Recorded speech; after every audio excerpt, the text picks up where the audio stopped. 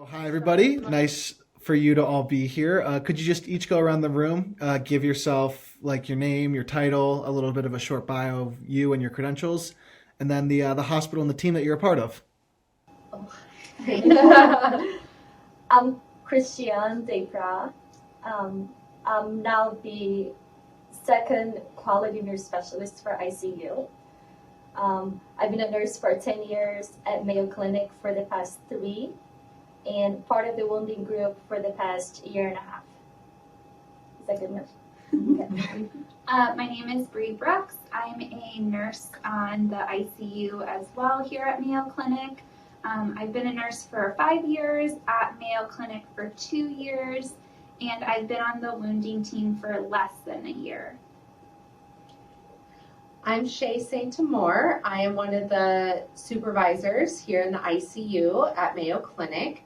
I've been in my supervisor role 7 years, coming on 7 years this May. I started my nursing career at the bedside here at Mayo Clinic, and I've been at Mayo for 9 years. I was actually I had with a bedside nurse who's no longer here at Mayo Clinic. She became a CRNA. Her and myself kind of had an idea, and then we pulled in Rachel Brainerd, who just joined us. So we started this whole project back in 2020. My name is Dominique Poworski, and I have been an ICU nurse my entire career, which is going to be 23 years next year. I've always been at Mayo Clinic, and I've always been in the ICU. So I kind of stepped in when Jen left to help Rachel and Shay, and get their great idea rolling. So that's. I'm Betsy Hammond, and I've been a nurse for 33 years. I've been at Mayo Clinic for 25 years. I've been on pressure injury work group since 2015 and on the wounding team since it was initiated. Yep. You were our first night nurse that we pulled. Yeah.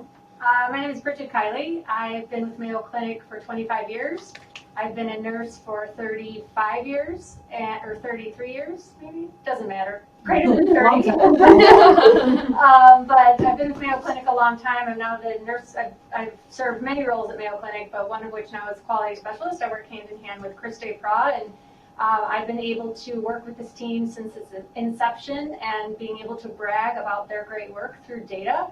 And I'm always a big fan that data tells your story, and it tells a wonderful story of all the hard work and persistence that they were able to not only create a warm, very non-punitive environment for our nurses, but create it to kind of be a very enthusiastic, positive reinforcement team for our unit, for our entire unit. So it's been a pleasure to do the data for them and collaborate with them. Hi, sorry I can't be there in person. I'm Rachel Brainerd. I also have been an ICU nurse for a little over 10 years, and even prior to working in ICU, I always found myself talking about skincare and pressure injury prevention. And even my capstone at the end of my nursing school program was about pressure injury prevention. So it has somehow always found me and always been something that I've cared tremendously about. And people always ask me why. And the reason why is it shows how much we care for our patients. I mean, you look at your patient and there's so many disciplines involved, and this is one of the things that we own as nurses, and we should be empowered that we can show that actually, like, I took excellent care of this patient because their skin looks amazing, despite all these other life-saving things. So that's kind of the passion that was behind all of this project, and really turning our numbers around and getting those outcomes of getting patients out of the ICU and back to their lives without injury and without ongoing needed care financially, quality of life wise. And that's kind of what our team's all about. Sounds like you guys have a really fantastic team there. So what made you guys want to submit your team for the All Pro Nursing Award? Because we're great. That's what he called for great projects, and we thought that ours was the greatest. So I mean, you guys do have a very great team there. So you talked a little bit about the wounding strategy that you have as a team. So could you give some insight into what is involved with the wounding strategy, like specifically? So I think that really wounding is really wounds and rounding. So we wanted to make this very, again, like Rachel was saying, non-punitive, and reach out to our peers as peer-to-peer feedback from someone else who's also directly at the bedside. And so when Rachel and our friend Jen and Shay started, one of the big things that the emphasis was on was you should leave your patient's room better than when you found it. We want this to be a warm, welcoming environment. We want the wounding nurses to be welcomed into the room and with our colleagues. And so it's kind of like having a chat with your friend that you respect and admire and say like, oh, Bree, you're a great, skin. What would you do? What product would you recommend? What tool do we have available to utilize in our resources? And we have this huge plethora of resources that we can utilize. And what we found was our peers just weren't aware of the right product for the right moment. And we were able to go in there and say, hey, let's try this. And let me help you get your patient repositioned and cleaned. And while I'm in here, I'll take out your trash and change your bed linens with you. And it really became this opportunity to connect. And we heard a lot of frustrations. And we recognized that our peers, just like us, we really do only want the best for our patients. We want the best outcomes. We don't want our patients just to survive their ICU stay. We want them to leave better than when they came to us.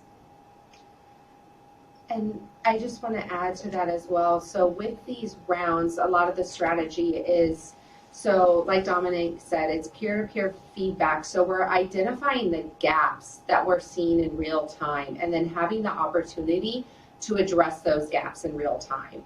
So one of the things, and I'll hand it over to Chris to talk about the linen standardization, and then Rachel, who identified and Dominique with the identify gaps with how we were using our fecal management systems. So we have projects that we were able to real time implement quickly to meet the needs of our patients. So I'll let Chris talk about that. Oh yeah, so with these rounds that we do every week, once during the day and once at night with a dedicated wounding nurse, which is each one of us that goes around and looks at patients and collaborate with the bedside nurses. We identify the educational gaps, like Shay was saying, and then start coming up with strategies that would be easy to implement with materials we already have in-house. So we can apply those therapies to our patients as soon as possible to prevent any sort of like those wounds to continue happening if we do have the resources to make it so they don't anymore. So one of the things was standardizing the amount of linens underneath our patients to prevent moisture wounds that in turn would prevent pressure injuries and just debility overall, like Dominique was saying, that's the end goal of all that we do. And then another thing was we identified a big number of wounds that came from our fecal management systems, and then I'll let Rachel and Dominique speak to that, but that was also a project we implemented in the unit to decrease those numbers, and they both have been very successful interventions that has helped our patient population. And can you say that it went hospital-wide? Oh, that it became a practice. Oh yeah, and then both of these have, showed success in the ICU, and we were able to implement that hospital-wide and present to other, share leaderships in other units and make other nurses aware that this is in place and this is best practice. It has worked for our patients, and then it should continue working for other patients too. And Rachel, do you want to talk about your fecal management system?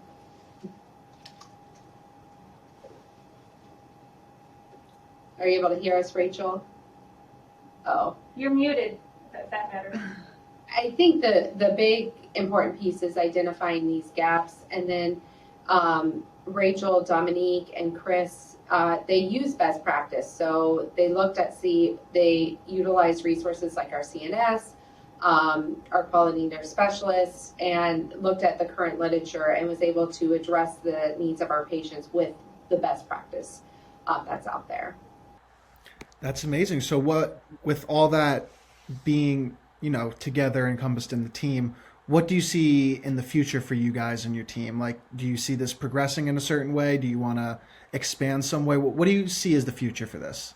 I would say as a nurse leader, I just continued support of this group and evolving it by adding more. So Bree is someone that we've recently added, so we want to continue to expand and keep it growing. We've currently expanded our ICU, so continue to look for more nurses to onboard. I think in the very short time that it's been here in 3 years, we've had 2 great quality initiative projects that not only did we recognize helped us in the ICU, but expand to hospital wide. So just continuing supporting this group. And then I'll let, if someone wants to talk about Magnet, we're very excited about our. So not only hospital dissemination, but national dissemination. Yes, we will be presenting to Magnet in October, and we're super excited. I think, you asked what made us want to submit this application, and I saw it on the ANA magazine, just kind of at the top, like, tell us what makes your team great. And really, Andrew, I think we have a great team, but I also, more importantly, I've been at Mayo my entire career, and one thing that I've always recognized is that Mayo isn't just about creating ideas and providing the best care that we can for our patients. We share what we do. And we do that because we recognize that our primary value is the needs of the patient come first. And that's every patient, regardless of where they're a patient at, whether it's here at Mayo Clinic or somewhere else, another hospital in the United States or even across the world. We have great international outreach programs. And this is, to me, was just one way for us to share this information. And if that can prevent even one pressure injury, I think it's well worth its value. So I think we just hope to continue to provide additional support for as we grow, as our ICU grows, as our patient population grows. And we just hope to be able to continue educating and inspire, I think, the same passion that we have. I mean, we are affectionately known as the WART nurses. We are the wound ostomy resource team. It's not glamorous. Nobody really wanted to be a WART. Making it cool though. But we have a waiting list of our peers who are excited to be a part of our group. And I can tell you, after being a WART nurse for probably better than 10 years now, you didn't really want to be a WART nurse. That wasn't the group you wanted to be on. So we're excited that are hoping to inspire more people. Can I say something from a data perspective?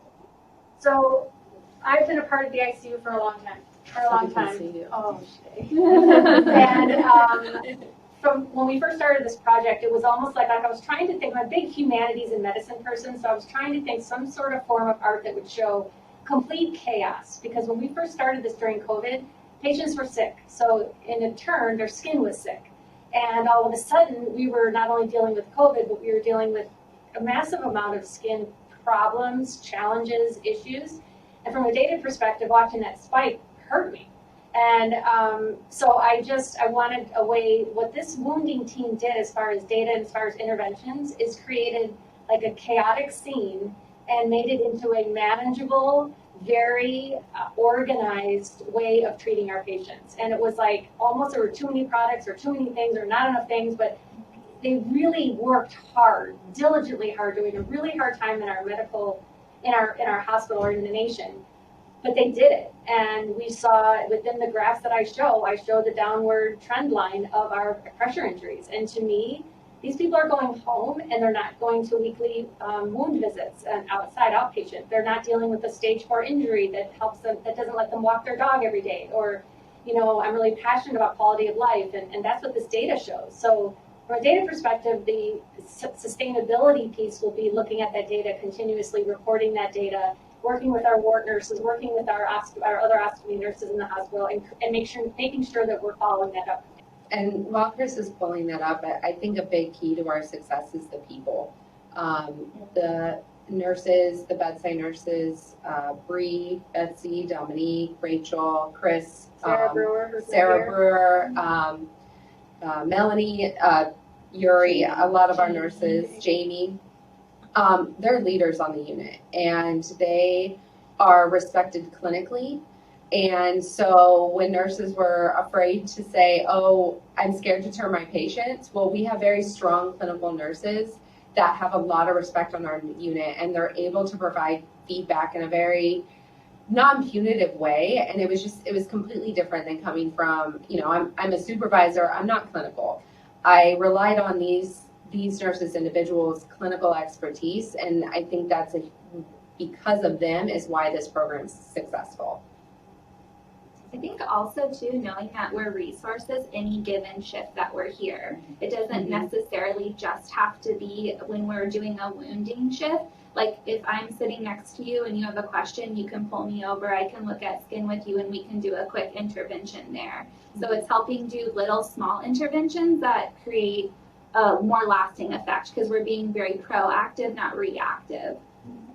Also from a bedside perspective, I think that the fact that we can do these peer-to-peer interactions in the wounding, you know, shift that we're doing is great, but what it does is what Bree said, it opens us up to people asking us questions, consulting us continuously. Almost every single shift I work, I get questions that I'm able to answer because we have the knowledge and the expertise to do that. And people know that we're approachable from the wounding shifts because we're friendly and, you know, we help and we clean up after ourselves and provide a great service. In turn, that really increases the accountability of all of our bedside nurses because they're the ones that we're educating while they don't even realize they're being educated. And we do this all the time. I just did it this morning with, I did a 45-minute session even though I have a different patient assignment. The rest of the nurses watched my assignment. I went into this one room and was able to really just, you know, assess the surface the patient was laying on, assess the wound care that we're giving for the wounds, make sure the pictures were updated, and answer any questions. And really just overall go over what the expectations are for each and every ICU patient. Are you turning this patient? How's turning going? Did you guys get your 2RN skin check done? You know, can we do it now? Those kinds of things. And I really am just so excited about the trend line going down because I joined the pressure injury work group in 2015 and our trend line was very steeply going up. And we tried so many different things, just throwing things at it. And we couldn't really affect it. And just the unbelievable change that this group has been able to achieve in this institution is fantastic. I love it. Happy to be a part of it. And Chris has the numbers to back it up. And just to have an idea of how effective this project has been, we started in the third quarter of 2020. And then just that year, from the start of the project, 1 year afterwards, we had a 35% reduction in our pressure injury rate. And then you're like, well, that's not too much. And that's during the peak of COVID, That's what I when mean. Right. everybody was having issues with pressure injuries. Right. So looking at 2020 to 2021, we had a 35% reduction in our rate. From 2021 to 2022, it was 19%, but still going downwards. And you're like, well, 19%. But if you look from 2020 to 2022, we had a 48% reduction on our happy occurrences in this ICU. Yay! The security keeps going up. Our patient population is still very, very sick. It's just about the, like Betsy was saying, the accountability of the nurses to do what's right, consult with us, and then the team's hard work of going around, educating, providing feedback. all in a way that's it's friendly and it's reliable and it's something that it's achievable for us and it continues providing us success. That's all I have. That's amazing, guys. You guys seem to have built something really special there, and I congratulate you for it. Before we wrap up, is there any other information that you want to put out there just about you guys, your team, anything whatsoever? I mean, I think that if, we're happy to share, like it was said, we're happy to share this information. If anyone wants to reach out and ask for how we started this, and we've had some amazing leadership support. Shay has been incredibly. That's a big one. It's actually. huge. It's a huge to have your leadership support these initiatives, and I think that we're happy to share what we have to offer. And again, that's one of the biggest reasons that we wanted to kind of put this out there about what makes our team great is we'd like to wrap everybody up in this. So Thank you all for participating in this. We really appreciate it. We got to know a little bit more about you, your team, and the amazing achievements that you guys have had. And we're very happy to broadcast that out to everyone. So we just wanted to thank you again. Thank you, Thank Andrew. you. Andrew.